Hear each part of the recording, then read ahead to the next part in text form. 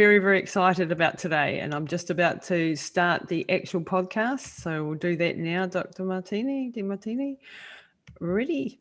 Well, hi everyone, and welcome to Pushing the Limits. Today, I am super excited for my guest. My guest is an absolute superstar that so many of you will actually know, and I'm very, very excited to have Dr. DeMartini on.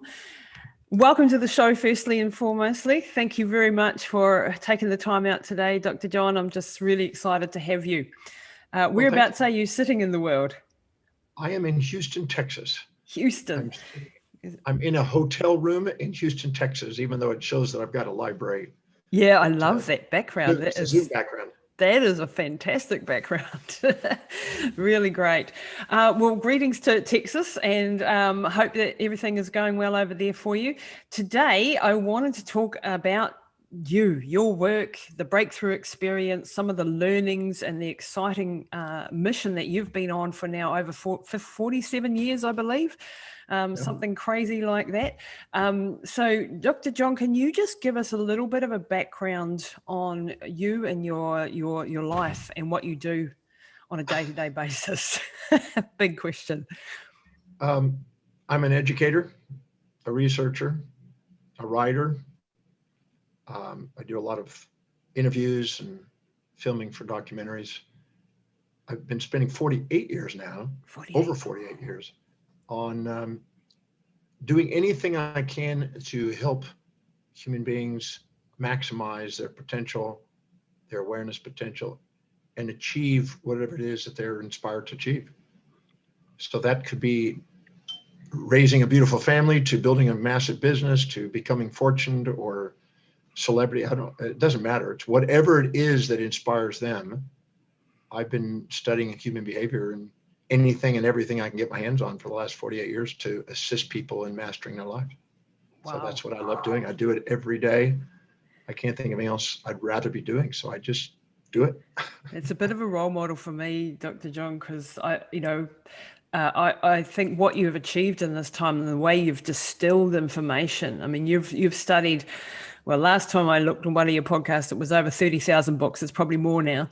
And you've distilled the information from great masters throughout history into practical things that humans today can actually benefit from. Is that a good assessment of what you basically have done? I'm writing right now a 1,200-page textbook on philosophers and great minds through the ages. So that's that. I don't summarize it. I love studying and learning anything I can from those people that have done extraordinary things, and then passing that on. So, yes.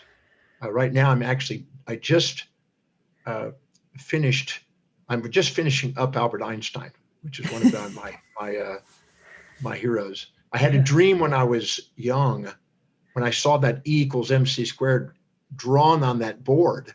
I wanted to find out where that board was, and I went to Princeton and met with Freeman Dyson, who took over his position at Princeton in 1955. Wow. Spent part of a day with him, and we were talking on cosmology.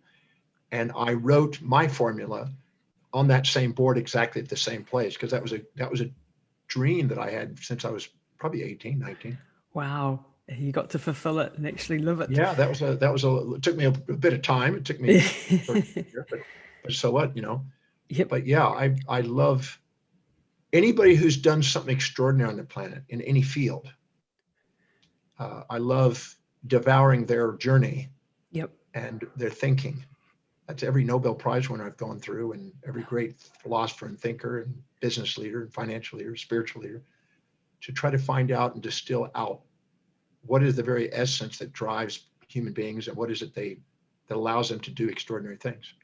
Because I wanted to do that with my life, and most of the people I get in front of want to feel like they want to make a massive difference. They want to make a difference in the world. They want to do something that's deeply meaningful, inspiring.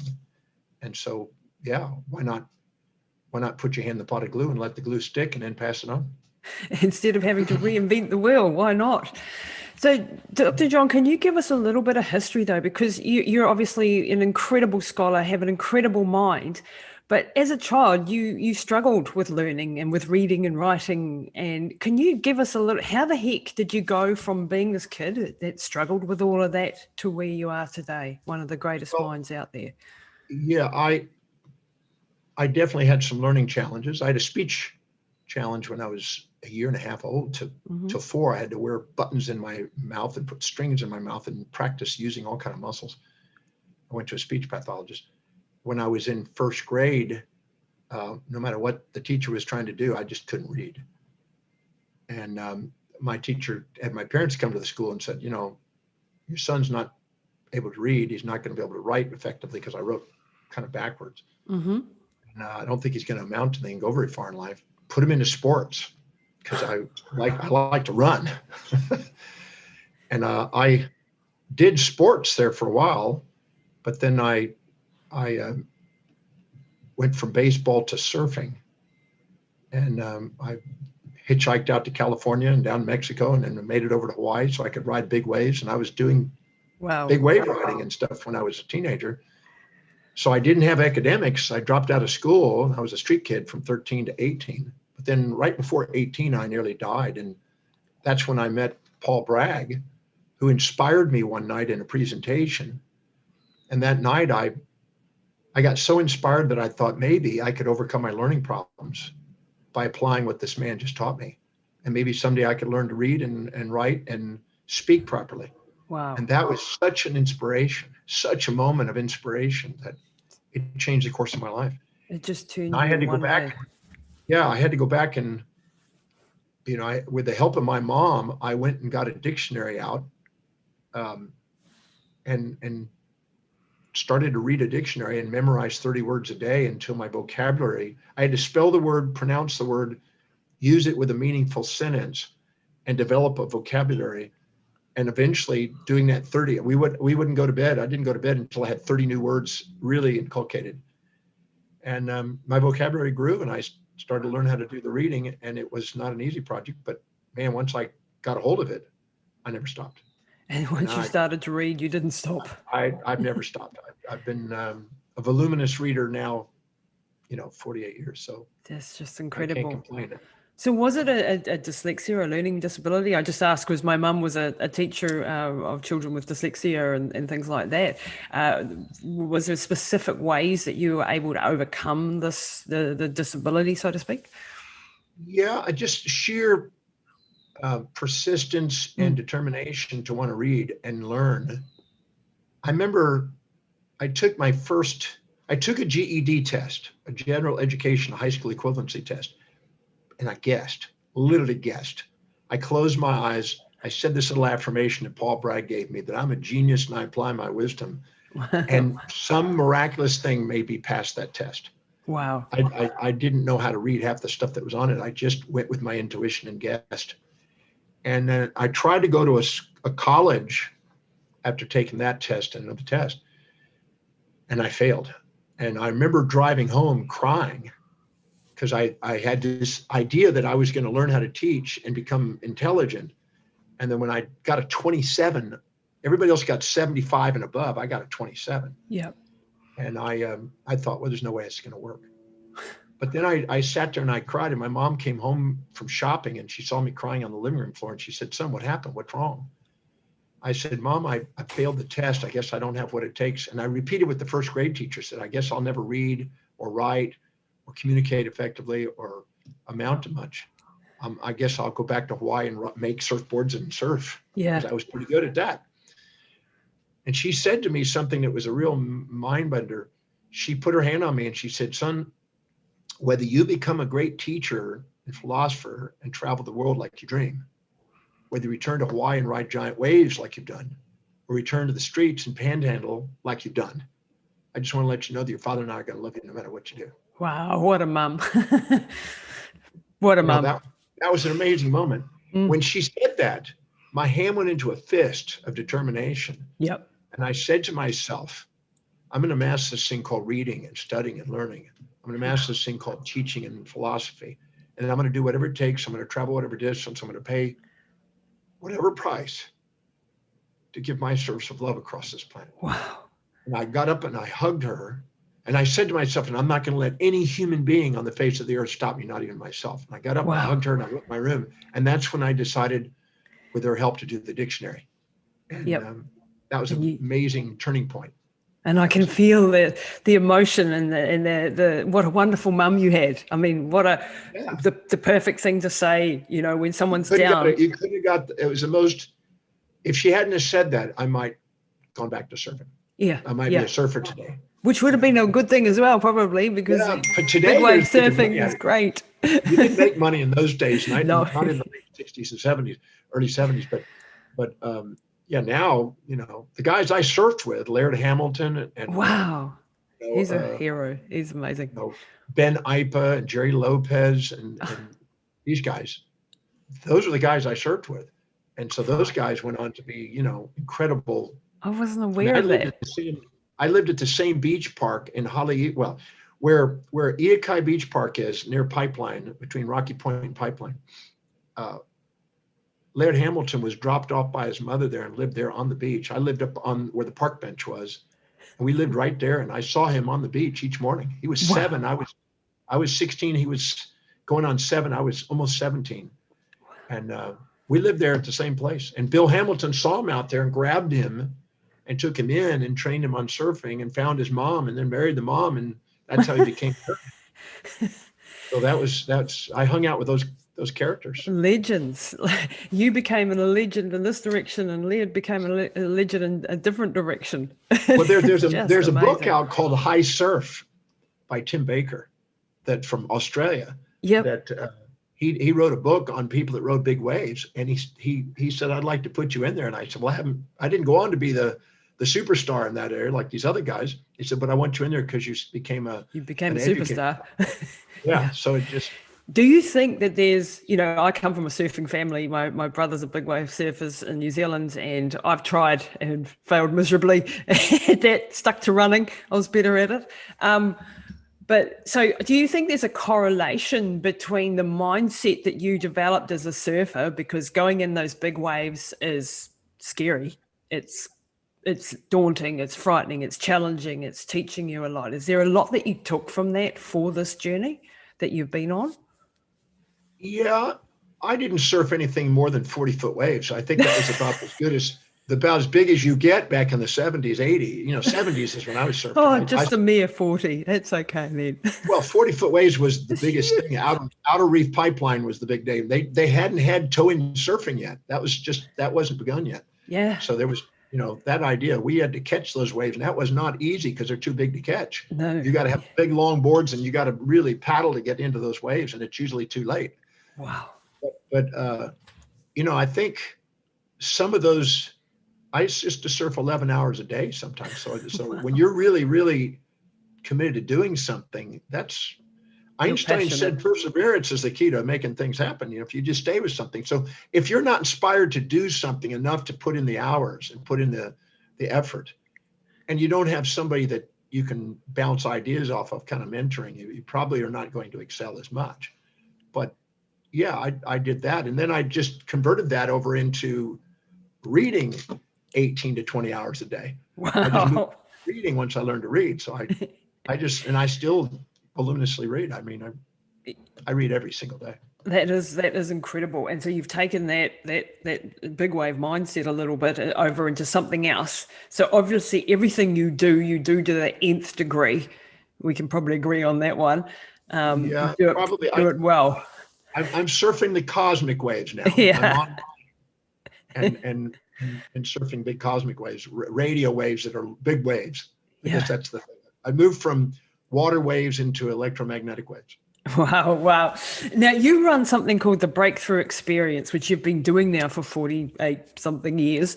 And this is a philosophy and a system and a program that really changes lives and has changed lives all over the planet. Can you tell us a little bit about what you've distilled from all this information that you have in your incredible mind and what you teach in this course and how this can actually help people today, right now, listening to this? Well, the Breakthrough Experience is sort of my attempt to do what that gentleman did to me when I was 17. Oh. And I've done it 1,121 times. Wow. Presented that course. And I keep records of it. I'm a metric freak. And every human being lives by a set of priorities, a set of values, things that are most important. Oop. Podcast life. Yep, welcome to it. I thought that was off, but I didn't quite get it off. It's so good. But whatever's highest on the person's values, priorities, whatever's truly deeply meaningful to them, the thing that is spontaneously inspiring for them that they can't wait to get up in the morning and do. If they identify that and structure their life by priority, delegating the lower priority things and getting on with doing that, they will build momentum, incremental momentum, and start to excel and build what we could say is a legacy in the world. And so the breakthrough experience is about accessing that state and breaking through the limitations that we make up in our mind and transforming whatever experiences you have into on the way, not in the way. So no matter what goes on in your life, you can use it to catalyze a transformation and movement towards what it is that you're committed to. And if you're not clear about it, it would show you how to do it, because many people subordinate to people around them. Yes. And cloud the clarity of what's really inspiring from within them. And they let the herd instinct, stop them from, being heard. Yep. And I think that the breakthrough experience is my attempt to do whatever I can with all the tools that I've been blessed to gather, to assist people in creating a life that is extraordinary, inspiring, and amazing for them. And I will do whatever it takes in the program. I don't know what it's going to be. I've seen 6-year-olds in there write books afterwards. I've seen 9-year-olds go on and get a deal with Disney for $2.2 million. I've seen people in business, break through plateaus. I've seen people who have major issues with relationships break through. I don't know what it's going to be. I've seen celebrities go to new levels. I've seen people that have health issues that heal. I mean, every imaginable thing you see breaking through, I've seen in that course. And it's the same principles applied now into different areas of life. In any area of our life, we don't empower, the world's going to overpower us on it. And I want to show people how to not let anything on the outside world interfere with what's inside. And you talk about it's on the way, the challenges that we have, to look at the challenges that we have and ask, how is this going to actually help me get wherever I am? And this is something that I've managed to do a couple of times in my life really well, other times not so good, but where I've taken a really massive challenge. My listeners know I had a mum who had a massive aneurysm 5 years ago, and we were told she would never have any quality of life again, massive brain damage.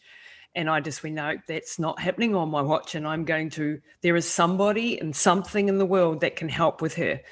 And this became my mantra, that I was going to get her back or die trying. And it was that total dedication that I, brought to her because of love. When you love someone, you're able to mobilize the last resources that you have. And it, nearly bloody killed me as far as the whole the effort that went into it, and the cost and the emotional cost and the physical and the health and all the rest of it.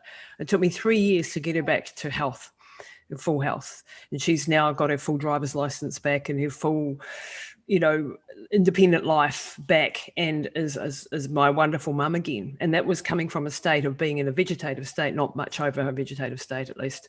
Hardly any higher function, no speech, be able to move anything. That's a book there. That's a book or a movie. It's the book there. That's a book and a movie for sure. Exactly. And this is very powerful, because I saw this, and when you're in the darkness and everybody is telling you there is no hope, there is no chance. And these are medical professionals who have been to medical school, who have a hell of a lot more authority than you.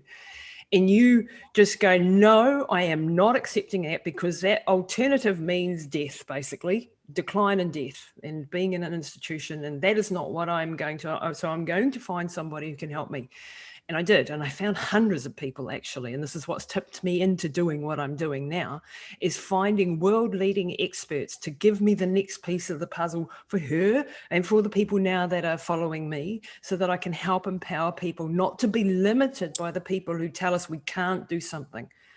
Because that means basically they don't have the answer, not that there is no answer. is my understanding. And they were right. It was the hardest thing I've ever done, but I did it. And my mum is alive and she's well. And that book, I really want to empower people with the story. And I see that same, like, obviously your passion and what you went through with your learning problems when you were young, and your mum standing beside you has actually propelled you into this lifelong journey that I find absolutely fascinating, because that passion, and I can see that passion in you, is still very much alive 48 years later, because you're doing what your priority is. I'm definitely doing what I love doing. You know, it's interesting. Your story reminded me of something that happened to me when I was 27. Mm-hmm. If you don't mind, I'd like to share this story. Please do. Pretty intense one. So I graduated from my professional school, and I had a bit of a reputation there of being kind of taking the cream of the crud clients, you know, patients that were turned down everywhere else. I'd just tackle it, see what we can do with it. And I got a family from Mexico with a son that fell 3 stories off an apartment complex onto the ground on his head. Oh. And he had went into a coma, been in a coma for 3.5 years. Oh. And the mother, they assumed he was dead a few times, but there was still a breath. There was still some movement. It wasn't a strong breath. You couldn't see it, but you could put a mirror in front of it. You get a little bit of breath out of it. So he wasn't dead. And he had decerebral rigidity. So his whole body was so rigid that when I saw him, you could lift up his feet and his whole body would rock. It was so stiff. Wow. And his hands were like this, and his feet were a classical decerebral rigidity. Yep. And he had gone throughout different hospitals in Mexico where he was from, and nobody accepted him. They came to America. They went to the medical center in Houston, which is the largest medical center in America. And they got rejected. No one would accept him. Said, there's nothing we can do. They went out to the professional school that I had gone to, and they said, we can't do anything, but we know this interesting character, West Houston. If there's anybody that would try something, this guy might try, who knows? Wow. And they sent him to my office. And I remember when they came in, they carried him wrapped up in a white sheet and laid him on the armrest of the chairs on my office. Huh. And I looked out there and I saw this Mexican man and woman and 7 or 8 other kids in a family come in this. At first, I didn't know what this was. It's this thing wrapped up in this sheet. They came down my hallway and I saw them going down the hallway. And I'm going, what on earth is this? Yeah. And then they unveiled him in my exam room. And there was this 58-pound tube in his nose coma case. Wow. That was like, he was so stiff, it was ridiculous. I mean, he had gauze on his chin and his hand was rubbing on it to protect the chin from having an ulcer. And it had an odor to him, and it was just nothing, just stare. Wow. Yeah, you just sat there and go, but the mother and father said, no, he's still alive. Yeah.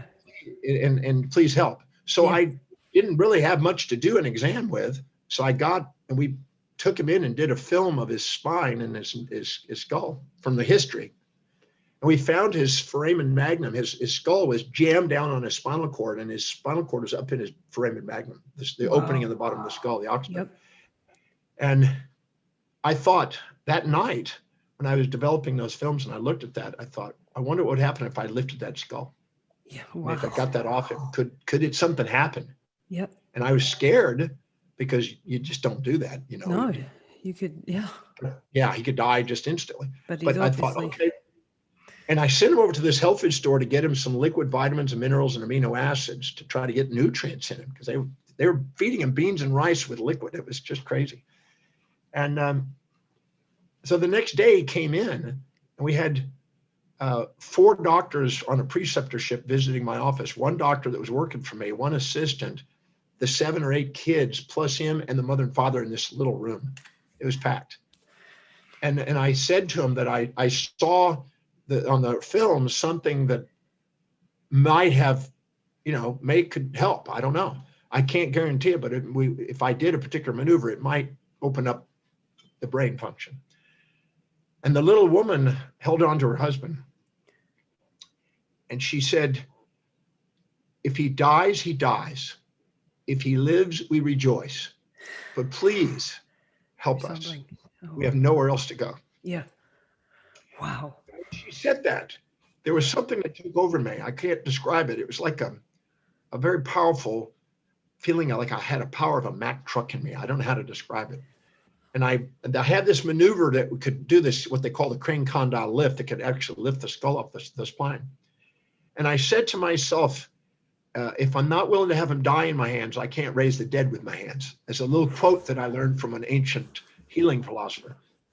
And I thought, okay, I'm going to take the risk and just see what happens. Because, I mean, I don't know what's There's happening no in my other choice. career. I'm just going to do it. Because, I mean, he'd got no place to go, and I just No. took a risk. As I lifted that skull with this powerful movement, he came out of his coma. You're It was kidding. unbelievable. Came right out of the coma, and he screamed.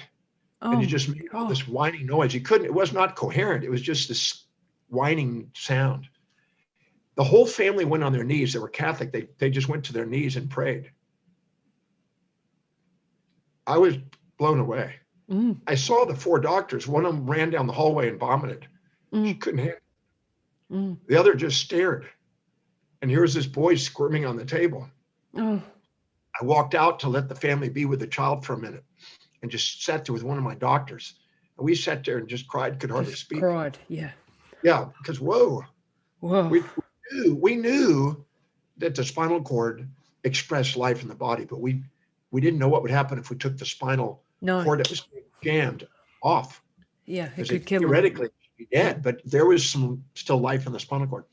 Anyway, this boy went on to gain 20 pounds, up to 78 pounds. We took him off the tube. We got him to move. We had everybody in the family take a joint in his body and move his joints to remobilize him. And sometimes I think we probably tore some ligaments doing it. Yeah. But we got mobility. And this boy came out of it. And I have a picture here with me of the boy actually graduating from high school. You're kidding me. Yeah. Why is this not why have I never heard this story? I don't get to share it too often. I did many years ago. I haven't practiced in a long time, but all I know is that was a moment that you just, it's probably like you had with your mom when you saw incremental progress. You just go, we're not stopping. Yep. No, just grind. And I think that's a metaphor. That's a metaphor. It doesn't matter where you've come from. Doesn't matter what you're going through. Doesn't matter what you've been through. What matters is, do you have something that you're striving for? Yeah. And are you willing to do some incremental movement towards that? Yeah. Somebody else just said, oh, he's got a diagnosis. Diagnosis means through knowledge, supposedly, but it could also mean die to an agnosis, who don't know. you and the doctor don't know. But the reality is, he came out of the coma. And over the next few months, I had some amazing cases of a boy that was blind and couldn't walk and all of a sudden see and walk again. I had oh my gosh. A boy that was paralyzed, quadriplegic, and he was able to walk. I mean, I had some amazing stuff happen. When you're willing to do what other people aren't willing to do, you're willing to experience what other people don't get to experience. Yep. It's just so powerful. And I'm just like absolutely blown away from that story, because I know with my mum, who was only in a coma for 3 weeks and had, stroke and so on, and the spasticity and the things that I've had to deal with, the whole vestibular system being completely offline. She was like a rag doll, having to reprogramming her from being a baby basically to being an adult within that 3-year period, with a body that is now like 79 years old. And, the doctor's going like, your brain can't change that much. And just going, nah, I'm going to keep going. I'm only listening to people who tell me I can do something. I'm not listening to anybody who tells me I can't do something. And this is something that I've really integrated into my entire life. Like as an athlete doing, stupidly long ultra marathon distances, I was always told you can't do this and you can't do that. It's impossible. And I was like, we'll see, I'm going to throw everything at it. And that was my passion at the time. I've now retired from doing the stupid distances because I've got other missions on in life. But whatever it is always the big mission. And everybody comes up against people who tell you can't do it. And this is one of the biggest limiting things that I see. That's what Einstein said, greatness is automatically, pounded by mediocre minds. Wow. I had a boy attend my breakthrough experience who had a surfing accident and became, arms and legs not working. He Yep. could move his neck. Wow. And it got a little bit of function slowly into the hands. That was about it, just a tiny bit. And I remember them wheeling him in and having him kind of strapped to a wheelchair. And I knew the father and I knew his brother, and they were doctors who were colleagues of mine. And they flew him literally from Los Angeles over to Texas just to come to the breakthrough experience. And I remember him looking straight down, really depressed, suicidal, because he was a surfer and he was on his way to being a great surfer. And he just, if he couldn't surf, he didn't want to live, kind of thing. Yep. And I remember getting on my knees and looking up at him at this chair. And I said, it all determines inside you what you decide. I don't know what the limit you have in your body. I don't know what you can repair. I don't know what you can do. I don't want to say you can't. But all I know is that if you're going to have to put everything into it. You're going to have no turning back kind of attitude. It's got to be a relentless pursuit of your master plan to surf. So his name is Jesse Billauer. And he made a decision at the breakthrough experience that nothing was going to stop him from surfing again. Nothing. What? I mean, it was really, the room was absolutely applauding him, and was the before and after in that weekend was so astonishing that it was tear-jerking. Well, about 16 and a half years ago, I had the opportunity I was living on the Gold Coast of Australia. Mm-hmm. Well, I had many homes. I had New York and different places, but I had one on the Gold Coast of Australia in Aria, lived in the penthouse of Aria. And all of a sudden I found in my entrance of my penthouse, which you only can get into with my key, somebody from downstairs put it in there like mail, a DVD video of a surfing movie called Stepping into Liquid. And when I pulled that up and put that in there was Jesse Billauer surfing. Wow. And he found a way. He found a way of using his head muscles and designing a special vehicle, a transport system, a surfboard, and he had to have somebody take him out into the water and push him. But once he got on a wave, his head movements were able to ride, and he was riding like 12-foot waves, which is 20-foot face waves. And he was doing that, and he was an inspiration. He became friends with Superman, who had, a quadriplegia, and they became friends, and he created a foundation to do something, but he taught people how to go surfing as a quadriplegic. Wow. So, when the why's big enough, the hows take care of themselves. You've proven that in your book. Yeah. But, you even, what little I've done in my life compared to some of these kind of stories is just astonishing what I see sometimes people do. I mean, mind-blowing stuff that people who had determination to overcome that are absolute inspirations. Yeah. Inspiration is a byproduct of pursuing something that's deeply inspiring and deeply meaningful through a challenge that people believe is not possible. Yep. That's inspiration. And that's how we grow as a human race. And we have these amazing people that do incredible things, and these stories. I mean, these are stories that aren't even out there in the world, in a huge way. And there are hundreds of these stories and thousands of these stories and miraculous stories. And these are the things that we should be talking about, because why are we not studying the outliers? Why are we not, like when I look at my book and my story, which I share and publicly, and not a single doctor that had anything to do with my mum ever asked me, well, how did you do it? Nobody is interested in why she has not taken the normal path and is long gone. Nobody has asked me, what did you do? People do. My audience want to know, the people that follow me, etc. But nobody that was involved in that case. And I see that over and over again. And because it's forcing them to face their own, you might say, belief systems about what they've been taught.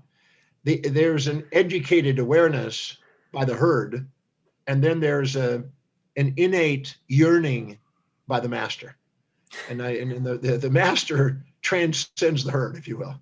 You know, you can Wow. be a sheep or a shepherd, and the shepherd is the one that goes out and does things that the sheep are not willing to do. Yeah. But then once they do it, they'll rally around it. You know, they're addicted to watching the hero instead of becoming the hero. Wow, wow. And so, why is it in the medical, fraternity that there seems to be a very big herd mentality? Like, no, everyone is scared to step outside of the norms, and they get slammed. And I see this in academia and in science as well, where people who have brilliant ideas and hypotheses and studies and so on, that just get slammed because it's outside of the current paradigm. Yep. Well, William James, one of the founders of modern psychology, said, to be great, and Emerson followed in suit, to be great is to be misunderstood. Wow. And William James basically said that, the majority of people fear rejection from the multitudes because that was survival. People Right. that are into survival follow the multitudes. Yep. People that are in thrival create a new paradigm. And at first, they're going to be ridiculed. They're going to be violently opposed, as Schopenhauer and Gandhi said. But eventually, it becomes self-evident. And you're either following a culture or building one. And the people that are the leaders build a new culture. They build a new culture of idea. Emerson said in his essays on circles, we rise up and we create a new circle of possibility. And then that becomes the new norm until somebody comes up and breaks through that concentric sphere with another circle. It's like the 4-minute mile. I had a gentleman on my program the other day who is striving to be the fastest runner in the world. Wow. He's got bronze and silver medals, but he hadn't got the fastest running. And he's not stopping. He's working sometimes 8 to 13 hours a day on this project. Wow. But I believe the way he's so determined to do it and how he works on it, and he doesn't need a coach telling him what to do. He just does it. Yeah. He's inspired to do it. He'll be the fastest runner. He won't stop till he's the fastest runner in the world. Yeah. But And that's they'll lead the way. Determination that to be great at that one thing, find that one thing that you really target like a magnifying glass on that you become the greatest at. That's the thing. Mine was, human development, human behavior. I want to have the broadest and greatest width of information about that. And that's my one thing. But each individual has something that they can excel at. And if they just define it and give themselves permission at it and say thank you, but no thank you to the opinions, the cheapest, the opinions of the cheapest commodities on earth, that which circulates the most has the least value. There's tons of those. Yep. But those opinions aren't what matter. It's not you comparing yourself to other people. It's you comparing your daily actions to what's deeply meaningful to you and the highest priority actions daily. That's So when you get how do you, this is a problem that I face. You get to a certain level of success and achievement, and then you start getting lots of offers and opportunities and so on, and you start to lose the focus of, you get distracted from the things that are happening. And in this day and age where, the internet and everything, there ends up like I get the shiny object syndrome and start, this is an extremely interesting area of study. And I go down that path, and then I go down that path, and then I go down that path. And it is adding to the whole picture of a general education. And as someone who's studied as much as you have, you've obviously, encompassed all of these areas. But I think what I'm asking is, how do you find out what your highest priority is, and how do you get a team around you so that you're not limited? I think there's a lot of business people that are listening to this, me included in this, who are struggling to get past a certain ceiling because their area of genius is one thing that they love and they're excelling at, and you'd like to spend all of your time doing that, but you're stuck in the Groundhog Day of admin and technology and the stuff that you hate, and not busting through because financially you can't delegate to people. You also got to find people that are, a good fit for you, who can do the jobs, and then also have the finances to be able to break through to that next level. Can you talk to that a bit? Yes, absolutely.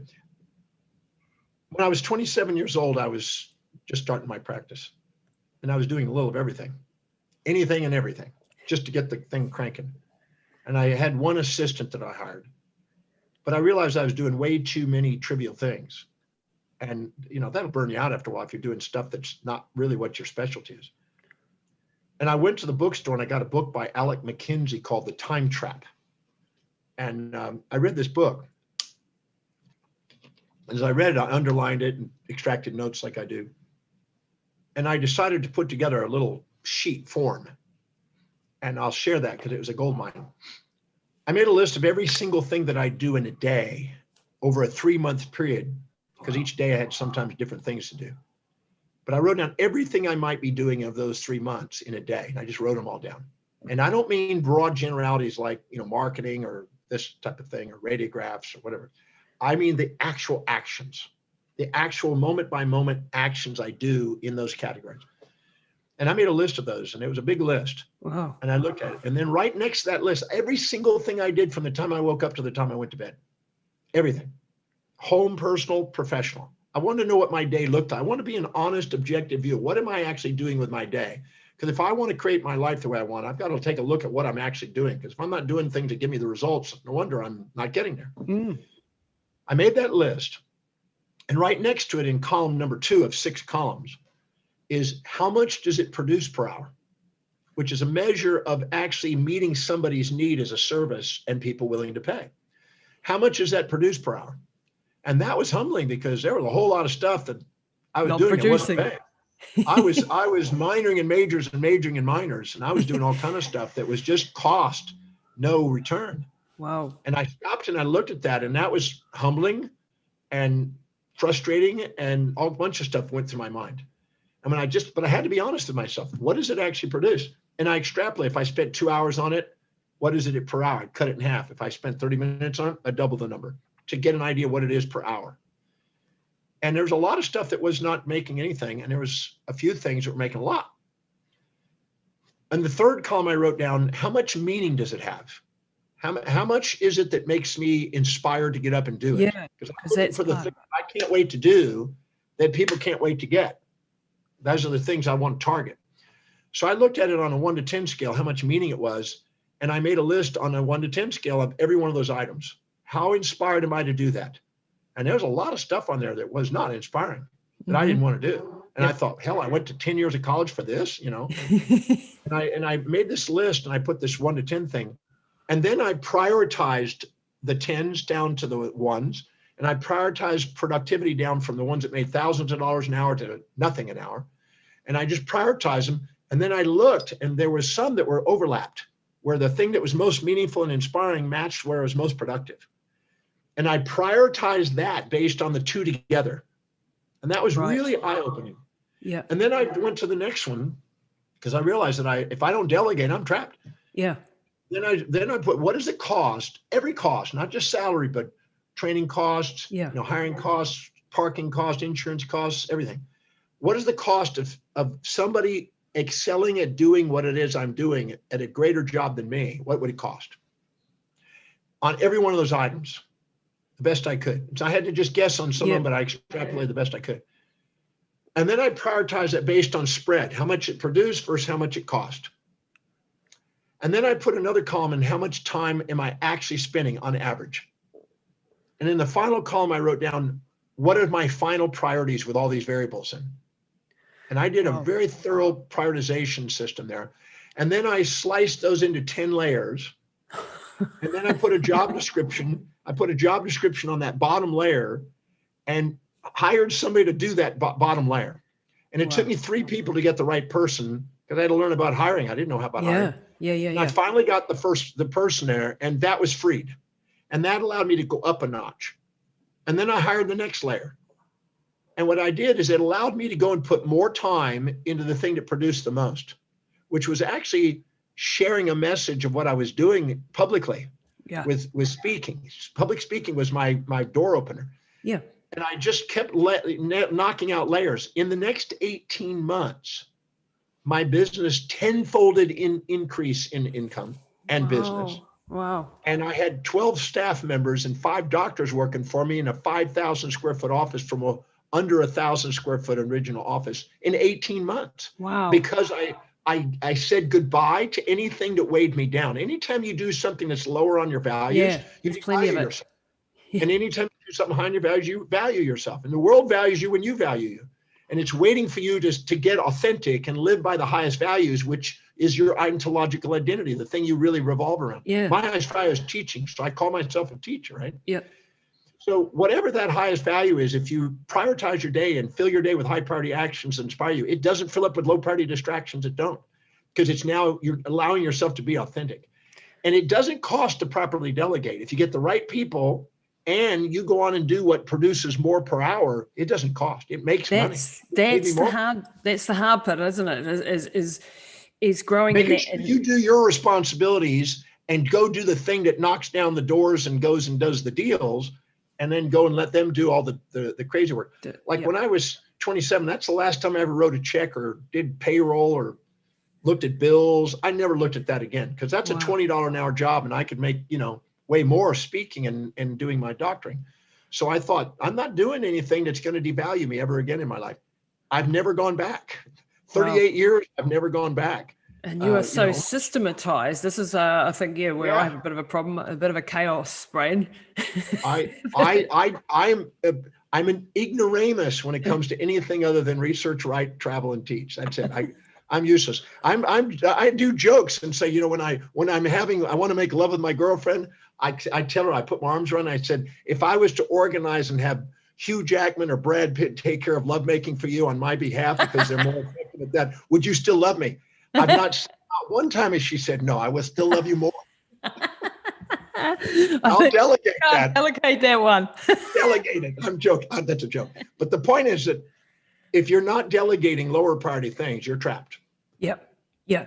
Yeah. And this is the dilemma, I think, of small businesses is getting that mix right and not taking on people before you can go to that next level. No, but you go to the next level by taking them on if it's done properly. If it's done properly, because I've make sure. That's why I have a value determination process on my website to determine the values of people I hire. Because if they're not inspired to do what I need to delegate, that's not the right person. Yep. You got to have the right people on the bus, as Colin says. And then I have to be clear about what I can produce if I go and do these other things. And me speaking and me doing the doctoring on the highest priority patients was way more productive financially than me doing those other things. Yeah. So once I got onto that and I put somebody in place just to book speeches and just to make sure that I was scheduled and filled my day with schedules with patients, it was a day and night. You went. And I've never gone back to that. I only research, write, travel, teach. That's it. That's my dream. I'm going to get there. Yeah, I don't do it. And what's interesting is I became financially independent doing that because of that. Yeah. Yeah. Because I learned that if I don't value myself and I don't pay myself, other people aren't going to pay me. They're waiting for you to value you. And when you value you, the world values you. And you pay yourself first, other people pay you first. And there's a reflection economically there. And that's what allowed me to do it. So, because financial independence isn't for debauchery, it isn't for the fun life, in my opinion. No. It's for making sure that you get to do what you love because you love it, not because you have to do it. And having an impact in the world. So if you're stuck doing the admin and the technological stuff and the crap that goes along with the business, you're going to be limiting yourself. You're not impacting the world like you want to be impacting. Well, the individual that does the administration is impacting the world through the ripple effect by giving you the freedom to do it. Exactly. But that's what they love doing. Yeah. That's not what I love doing. That's not what I love doing either. I'm not. But there are people that love administration. They love that stuff. They love behind the scenes. They love doing that. Finding those people. That's the key. Finding those people. That's given me a bit of encouragement because I've been in that sort of a Groundhog Day.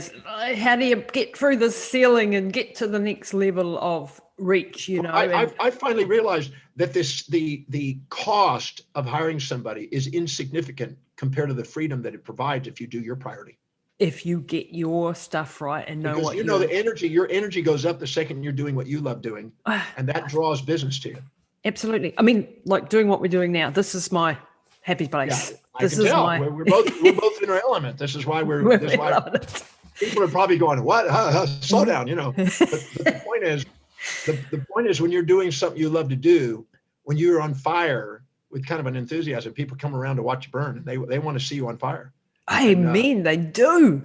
They do. yeah, And I've seen that in times in my life where I've been preparing for a big race or something and I need sponsors. And I just go out there. And at the start, I didn't know how to do a sponsor proposal. I didn't know how to do any of that fancy stuff. I just went out there and told the story. And by sharing the story, people were like, I want to get on board with that. That's exciting. And, people would come on and when you don't know, one of the things that I've found in life is the less you know sometimes, the more audacious you are. And you don't, when you actually have too much knowledge sometimes about the implications of what you're doing is when you can actually limit yourself. Yeah, because you're getting the herd instinct running on all the limitations. Yes. But when you're inspired by something and there's no turning back, everybody deep inside wants to be like that. So when they see somebody like that, they want to engage.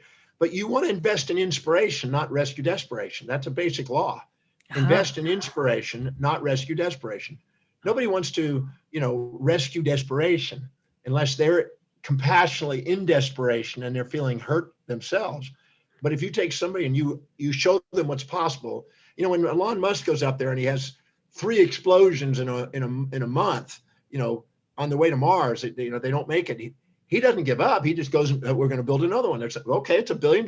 Let's spend $5 billion if we have to, but we're going to Mars. Wow. Yeah. Setbacks are nothing more than feedbacks. That's the person who's inspired by something. Yeah. And that perseverance, I think, and that, the title of my book there is Relentless, for a reason, because you have to be like, no matter what. And in that journey, there were months without progress. There would be months when we would see absolute nothing. And that was with, all day, every day working on it and then seeing nothing. And people would come to me and they'd say, why are you putting her through this torturous regime every day? Why don't you just let her be, make her comfortable? And I don't do comfortable. Comfortable is not a part of my vocabulary. Comfortable is where you go to die.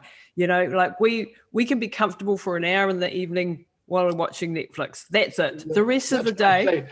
That's what I say about breaks. If you, I say my job is to make you feel comfortable being uncomfortable. Being uncomfortable. I'm going to make you comfortable being uncomfortable. Because unless you're outside your comfort zone, it's not going to happen. There's no stretch. There's no. You're not out of balance. Like bodybuilding. If you don't push yourself a little further, I started out doing this year. In the last year, I started out doing 25 push-ups. I went to 50 push-ups. Went to 75 push-ups. Went to 100. Broke 100. Wow. I just kept adding another one. Just kept doing it, trying to go and get my push-ups up. And on that point, like, how have you stayed looking still like a teenager?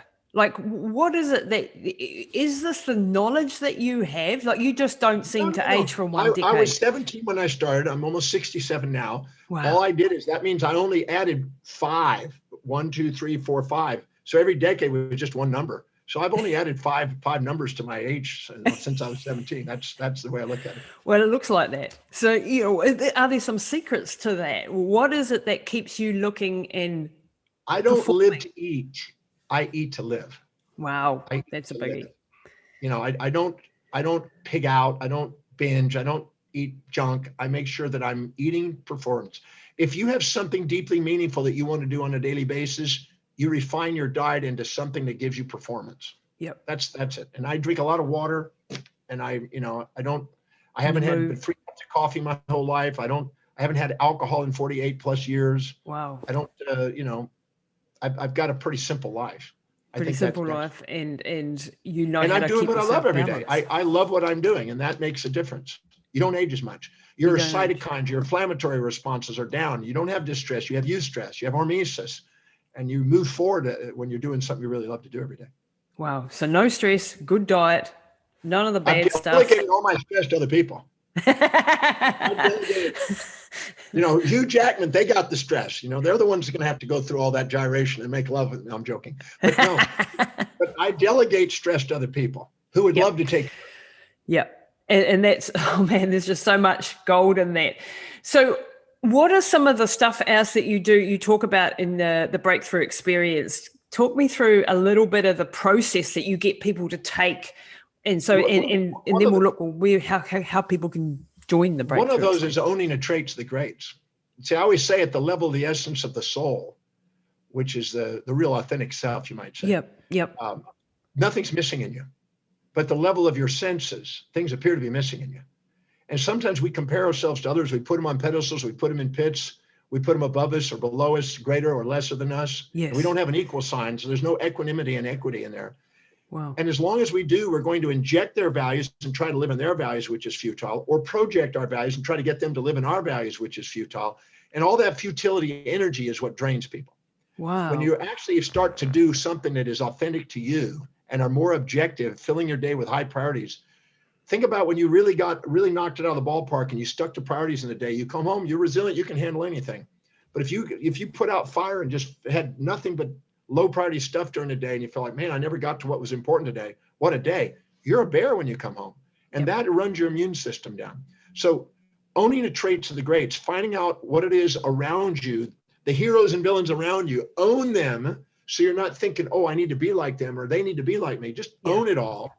And I'll give yourself to realize that if you're admiring somebody, it's because you're too humble to admit what you see in them inside you. It's not missing. It's there. You haven't seen it. Become aware of it in your own form, in your own value system. Don't compare yourself to them. Compare your daily actions to what you value most and stick to priority. And so when you start to think that someone else, because we do this all the time, we're comparing ourselves. You meet someone on the street and you're like, oh, they're better looking than me, they're richer than me, they're this or that. Doing that act actually diminishes what you feel. But they don't have yourself. A better life than you. That's what's so funny. Yeah. You know, I've met a lot of celebrities, a lot of world impacting people, probably 3,000 or 4,000 of them now. And they're just human beings. And we think, oh my God, they got this great glitzy life. No, they don't. You know, I know some celebrities that can't go outside without the paparazzi and they have to go flying, you know, into an island to hide somewhere, you know, and they have challenges that you probably don't want. But the reality is they're not better. They're just different. Yep. And that's the realization. They have a different set of values. They have a different set of, quote, successes and failures. And if you compare yourself to them, you're going to minimize yourself. Yeah. But if you actually go and find out what you see in them inside you in your own form, otherwise you're going to do what Einstein said. You're going to be a cat trying to swim like a fish, beating yourself up, or a fish trying to climb a tree like a cat, beating yourself up. Honor that you're a cat. You know, I'm a professional speaker. I honor that. I don't try to waver from what I know I'm here for. Yes, I love that. And you know, that's like understanding your genetics. I teach genetics and epigenetics, and that's a part of it. Understanding who you are, owning who you are, instead of trying to be someone that you're not. Looking at the bad and the good and the ugly, it is what it is, and how do we make the best out of this? You know, no matter how ugly you are in the world, there's somebody out there that is going to love to look at you. That's what's funny. I was in Antarctica. I live on a ship, as you know, and we sailed down to Antarctica, and there was 5 million penguins along. I mean, as far as you could see is penguins. And I watched the penguins, and there were some really gimpy looking penguins that weren't that attractive. But I found if I waited there and watched long enough, another gimpy penguin found him and they mated with him. It was lovely. And then there was this really flaring, you know, debonair penguin, right? That just had a perfect tuxedo on. And there's this beautiful penguin. There was a penguin for everybody. And I could see all my friends and their personalities in these penguins. It was quite interesting. So it's in the eye of the beholder, beauty and that. Absolutely. The same thing, we tend to think, well, they've got a better deal. No, they don't. They have a different deal. They have a different deal. And and it's about you finding your priority, living your best life, living your optimal performance, and not getting yourself in the way and not letting other people control what that is. You know, if you don't empower your own life, people overpower you.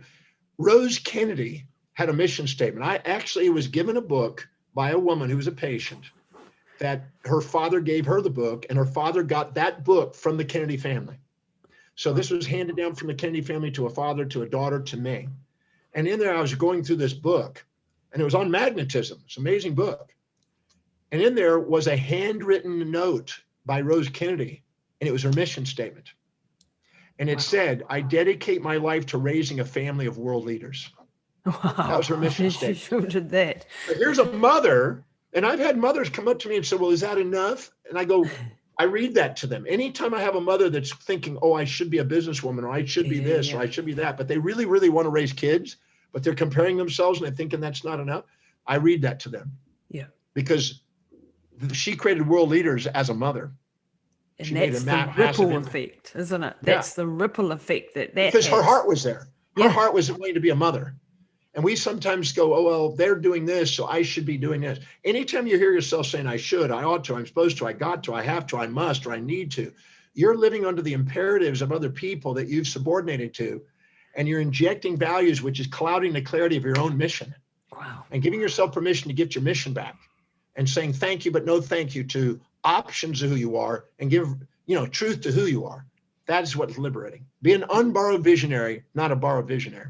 Wow, man. This is one value bomb after the other, I think, in this conversation. And it's just so empowering because, you as human beings, we have this imposter in the head that's telling us we're not good enough, we aren't this, we aren't that. And we also have this subconscious that's running the ship. So we downloaded a whole lot of stuff when we were young that we didn't, when did you choose your beliefs? When did you choose your value system? When did you choose that you were going to be limited in this way or that way? It was probably before you even were able to understand. How do people get into that subconscious and start to reprogram? Because a lot of people listening to this go, yes, I want to be like that. And then... Yeah, but the thing is they set up a fantasy. See, as long as you have a fantasy, your life becomes a nightmare. You got to set a real objective, something you're willing to embrace pain and pleasure in the pursuit of. If you're not willing to embrace both pain and pleasure, support and challenge, ease and difficulty in the pursuit of it, it isn't your mission. Because that's the sign of the mission. You're willing to do whatever it takes, travel whatever distance, pay whatever prices, as that happened to me. So if you're looking, if you're in your amygdala, you're going to want to avoid predator and seek prey, avoid pain, seek pleasure. You're in the hedonistic pursuit, which is immediate gratification and short-term outcomes. Yeah. The person that's in the executive center has an executive vision, and they have a strategic planning, and they want to think it through. When you go and run massive marathons, you sit down and go, okay, what's the diet? What's my workout? What are the obstacles? What happens if I get too hot? What happens? You think of everything and prepare. Yep. And you have foresight. And people with foresight, get ahead. And people that live in hindsight are always reacting. Yep. And what number one thing that stops that is giving power to other people that you put on pedestals. We're not here to put people on pedestals. We're not here to live in their shadows. We're here to stand on their shoulders, as Newton did. So our job is to, whatever we see in other people, own the trait to great. That's what I do in the breakthrough experience. What is it I admire about them, and where do I have it until it's quantitatively and qualitatively equal, so they're no longer up on this pedestal and I'm no longer minimizing? Because if I set a goal that matches their values, I'm going to beat myself up. When you have self-critical statements inside your head, that's not a bad thing. That's letting you know you're pursuing something that's not you. That's a feedback. The second you get onto what the navigation you don't have that. I've demonstrated that in thousands of people. The second they get onto them, they get tears of gratitude. They know what it is. That disappears. That's a homing device to try to get you to set real goals with real objectives that are deeply meaningful, and quit trying to be somebody you're not. Wow. Okay. So what about things like, your amygdala? You talked about your amygdala and your prefrontal cortex and your executive function, and what happens with people who have, I had Dr. Austin Perlmutter on the show, Dr. David Perlmutter's son, who's written a book called Brainwashed, and he talks about the separation between the amygdala and the prefrontal cortex. It's a connection. The conversation isn't going backwards and forwards. And in people with brain injuries, for example, or with a lot of inflammation because they've been eating wrong foods or exposed to toxins, so there's an actual physical thing.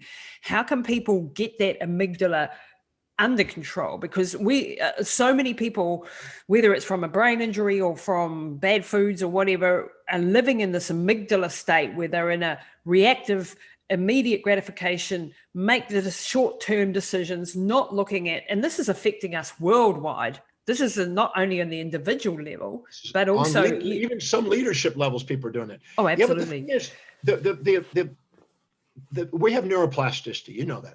Yeah. And neuroplasticity allows, neurogenesis. It can reactivate neurogenesis. And we can remyelinate with our oligodendrocytes. We can remyelinate that internal system. And the astrocytes and oligodendrocytes are sitting there building and destroying these things, remodeling these things constantly. Yeah. Yeah. Now, every time we live by the highest priority, the highest value, the prefrontal cortex starts getting myelinated. And the neurogenesis and the neurons going from the prefrontal cortex with glutamate and GABA, the regulators of the amygdala, calm down the impulses and instincts of the amygdala that cause us to have these fantasies and nightmare states, these distractions. So the second we start to go back to priority, the blood glucose and oxygen starts going up into the forebrain and starts myelinating that area of the brain. And we can neuroplastically do it if we stick to priority. But what we do is we're subordinating and fearing rejection and holding on to fantasies as a result of that aren't matching what we really are committed to. And we think we know ourselves, but we don't. Getting clear about it. That's why I have on my website the value determination process, to get clear about what you really value.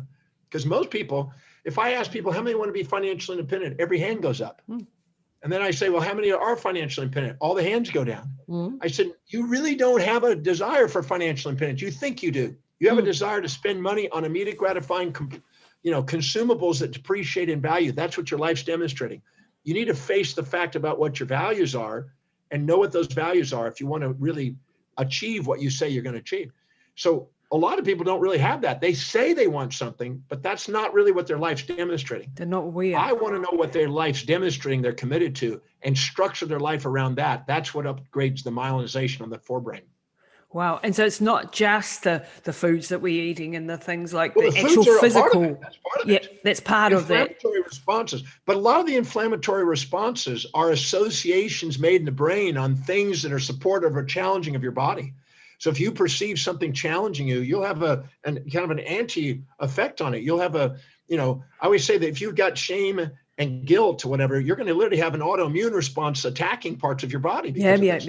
Yeah. So your body and brain is doing that. It has this capacity to do that. And the little microglial cells are actually part of the immune system. They're actually doing that to help apoptosis, to destroy cells in the brain that aren't being used. If you don't use it, you lose it. And if you're looking for immediate gratification to get a quick fix because you're unfulfilled, you're not going to spend energy on glucose and oxygen and blood up in the forebrain because you don't need it. That's why you have to set the priority. Fill your day with the highest priority actions on a daily basis and rebuild your brain. Well, and that filters down onto all of these other levels, the physical levels, the autoimmune systems. Your self-image changes, your momentum starts to build, your confidence goes up, your self-worth goes up, your space and time horizons expand. You automatically start walking your talk instead of limping your life, and your amygdala calms down its myelinization, and the forebrain pick it up. Welcome to the executive. Welcome to the executive, the one that the adults back in the room and the kids. Yeah, the adults and not the wild animal. Yeah. And what's interesting is the executive function, that forebrain has fibers that go to V5, V6 in the visual cortex and activate vision. And it goes down into the decision makings for strategic planning. And it goes to the associative motor functions to get spontaneous action. And it calms down the amygdala, the nucleus accumbens and the pallidum. It calms them down and gets them ready for an inspired action.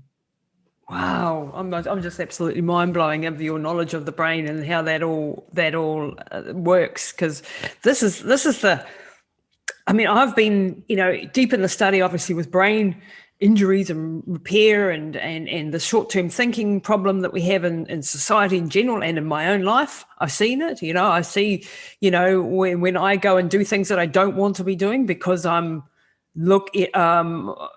in an out of balance state, I'm stressed for some reason. And so you go and do something that you go, why did I do that?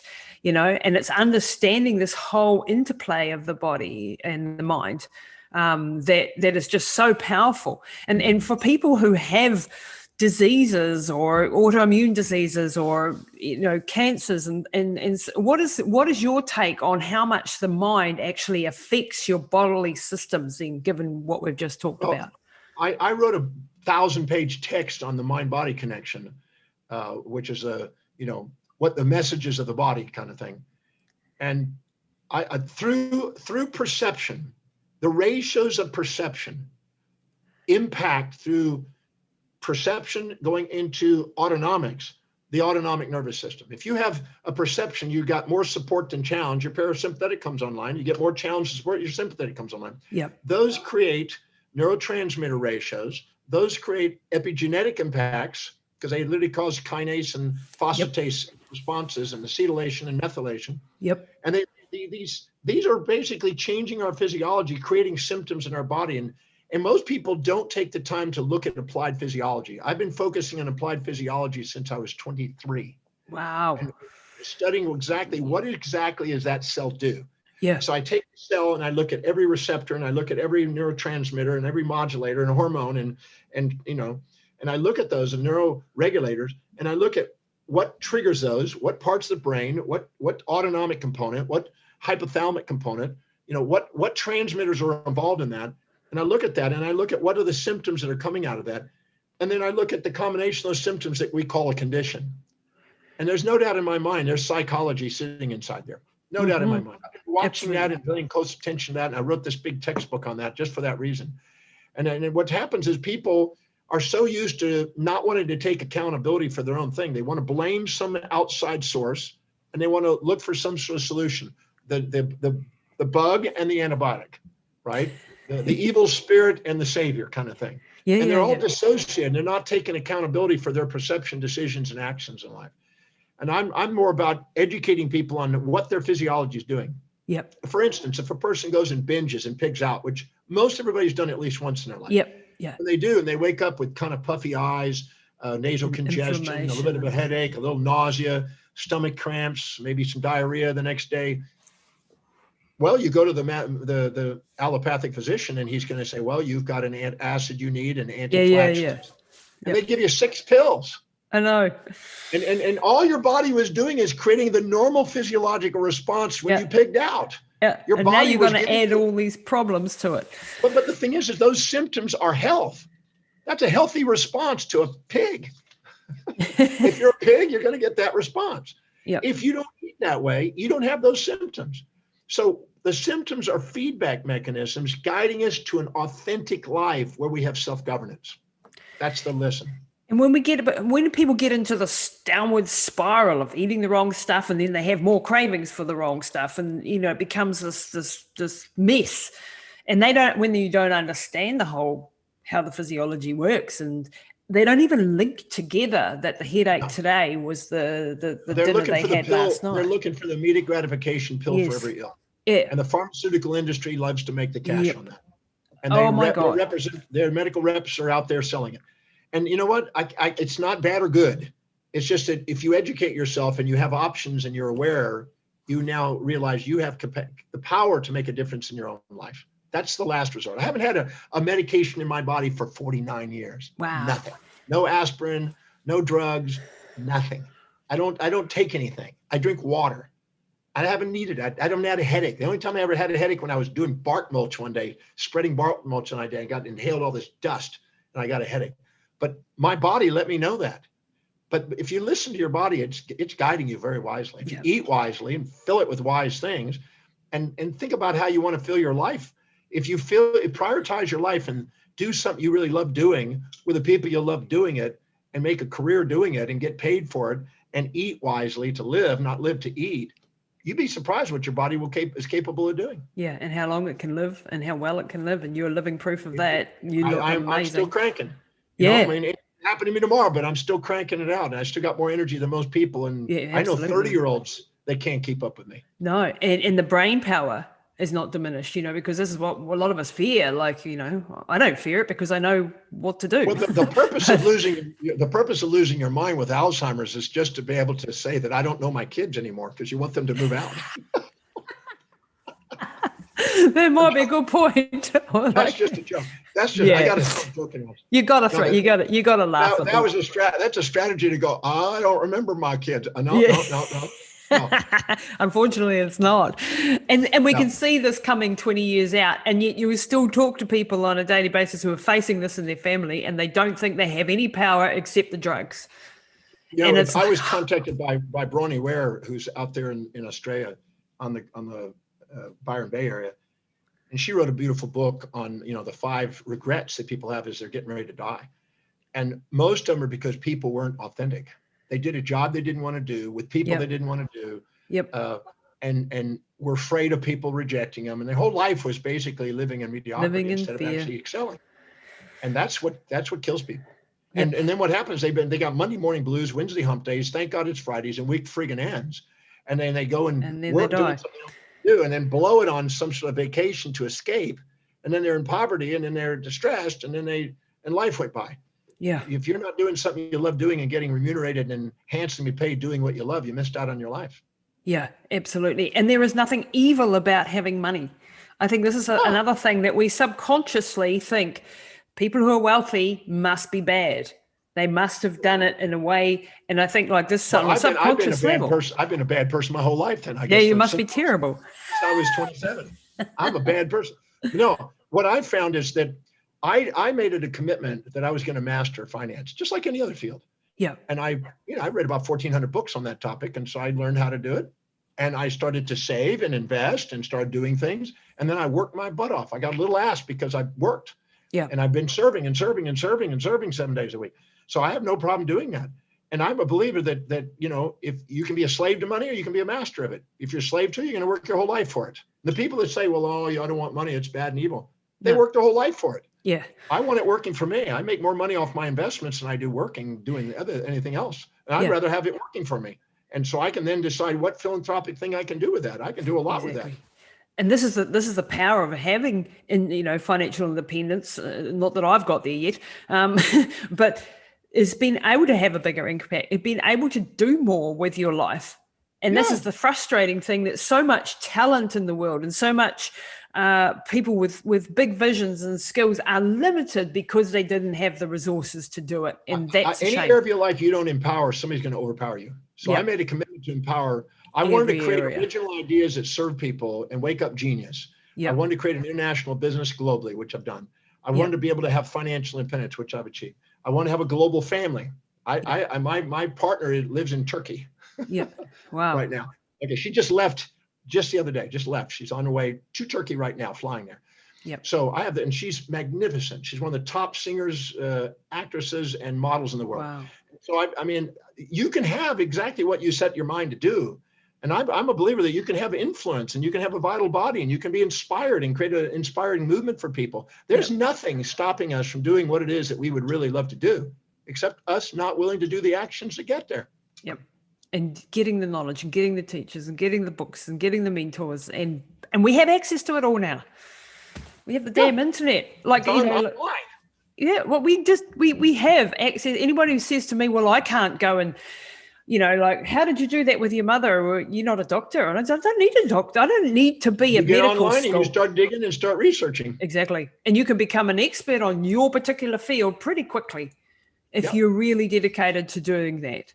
I learned a long time ago when I was in my 20s that if you spend 30 minutes a day on a particular field, studying it intensely, at the end of 7 years, you can be at the cutting edge. Wow. If you did it an hour a day, you could do it in 4 years. If you did it 2 hours a day, 2.5 years. If you did it 3 hours a day, you can do it under 2 years. Wow. And I demonstrated that in astronomy. I demonstrated that in dentistry, in my field of neurology. I proved that.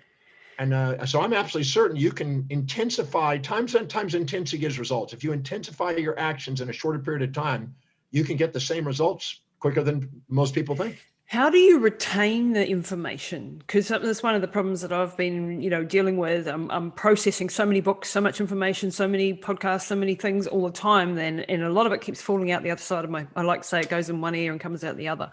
I give it out as fast as I get it. The sooner you give it out, the moment you get it, give it out. Teach it. The faster output with input, the more the retention. It's a basic law. So if I'm reading something, I used to get up at 2:00 in the morning, do a little yoga until 2:30, speed read 4 to 7 books by 6:30. I used to just read. And then I would go to jog, and I'd go and clean up, and I'd go to class, and I'd go to clinic. And then I'd come back home at 7 and I taught from 7 to 10 p.m. At 10 p.m. I went to bed and got up at 2 and I did it again. Wow. And each night I would teach what I read that morning. And I planned out what I was going to read. I planned out my teaching, and I had classes every night. People came to there and paid me. While I was a student, I was 23 years old, made over $100,000 a year just teaching every night. Wow. And now that is a result of just the faster I get it, the faster I give it out. And that catalyzed a retention and an integration of information. And so keep using it. If you use it, you don't lose it. Don't wait till you're an expert don't wait before you start teaching. Just get it out there right now. Teaching is the fastest way to learn it. Wow. Because it organizes your mind and in order to present it, you have an accountability. Put a deadline on it and teach it. And that's how you learn it. Yeah. And that's forcing yourself to retain it. It's just like saving. If you just save money, you'll get ahead. If you wait until you have extra money, you won't. You never wait for it. You always pay yourself first. I learned a long time ago, don't wait until you have extra money. Just pay it and watch how more money comes to you. When you manage money wisely, you get more money to manage. That's the law. Wow. Dr. John DeMartini, you are amazing. You're a legend. I've learned so much today, and in this 1 hour session with you, it went to places that I wasn't expecting, because I've studied your work. I know what you do, and yet this absolutely blew me away. Actually meeting you face to face, to feel your energy, your passion, your compassion for humanity is just next level. It's really made my day. In fact, I'm going to go and change some things up, I think, because you spoke to me with some of my frustrations that I'm dealing with in my personal life, and I know that people that are listening to this will be like putting this on repeat. So thank you so much for your dedication to the work that you do. I know you could just sit back and relax now and not do anything, but you haven't, and you never will, I don't think, because you just have a passion for humanity and helping where there is suffering and changing people's lives. So thank you so much for doing all that. Well, so thank you, but some people think I caused the suffering. Well, I do. I agree. You probably do in the short term while we're getting the change. I have people that go, you mean you're wanting to make me accountable? I said, yeah, you're wanting a fantasy. I'm making you accountable. Let's go. That's the suffering. You haven't got a little white pill for me? If you fill your life with suffering that you love, it's inspiring. It is, absolutely. And like, strength comes from struggle. That's on my boxing club wall, and that is, the more you have to fight against something, the more challenged you are by something, the more you are forcing yourself to learn, to grow, to develop, to get stronger. And that is one of the rules of the world. So you better be comfortable